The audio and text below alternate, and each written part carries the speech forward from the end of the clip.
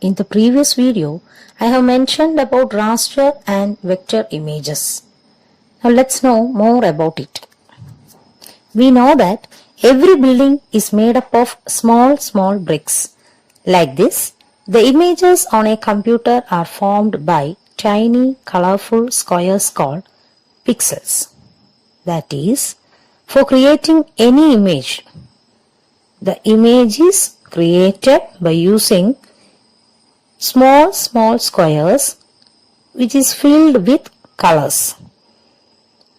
Look at this picture. We can see it in green color.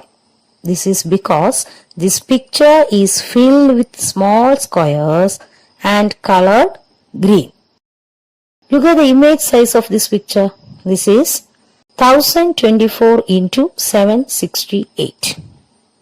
That means there will be 1024 pixels along the x-axis and 768 pixels along the y-axis, and a total of 1024 into 768, which is 7,86,432 pixels.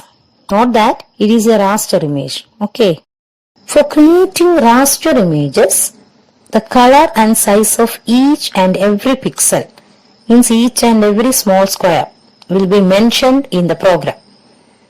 These are also called bitmap images.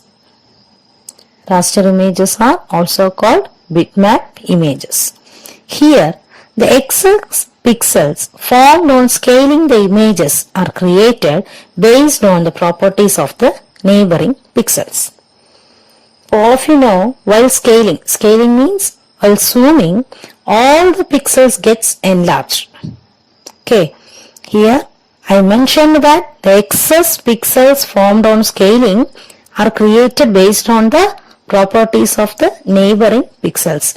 So, while scaling, the new pixels formed will also get enlarged because the property of the neighboring pixel is enlarging property. That is why the clarity of raster image is lost when it is zoomed. Clear? But a vector image is created by means of the defining path between the start point and the end point. Here, the features including the direction are defined by equations. All of you know we can give any values to an equation, right? So, while scaling a vector image, the required features are added according to the equations. That is, if we scale a vector image to any extent, it will only focus on the start and end point only. And the excess pixels formed on zooming the vector image does not affect its clarity. Because the equations can take any value, we can give the excess values in the equation only. Hence, the clarity does not change. Is it clear? So, it is clear from this activity that the clarity of the vector image does not lose. Here is the use of vector image editing softwares. Inkscape, LibreOffice Draw, Carbon, Adobe Illustrator, CorelDRAW, etc. are different types of vector image editing softwares. Of these, Inkscape and LibreOffice Draw are free software packages. Now we will study the free software Inkscape in detail. The opening path of Inkscape is Applications, Graphics, Inkscape Vector Graphics Editor. This is the window of the software. This is the title bar of the window. Below the title bar, we can see the menu bar. See, this is the page border of the window. And at the bottom of the window, we can see the color palette from which we can select the colors.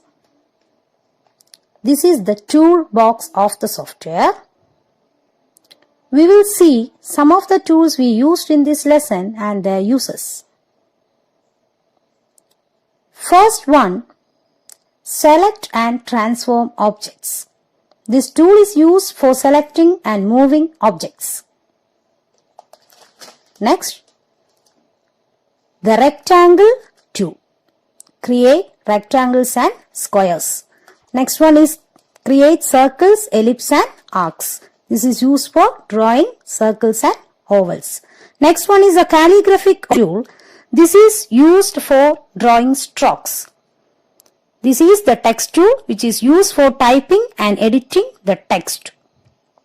Okay, in this lesson, we are going to prepare a logo which is to be added to the banner of a coffee shop like this. We will start its preparation in the next class. Thank you for watching.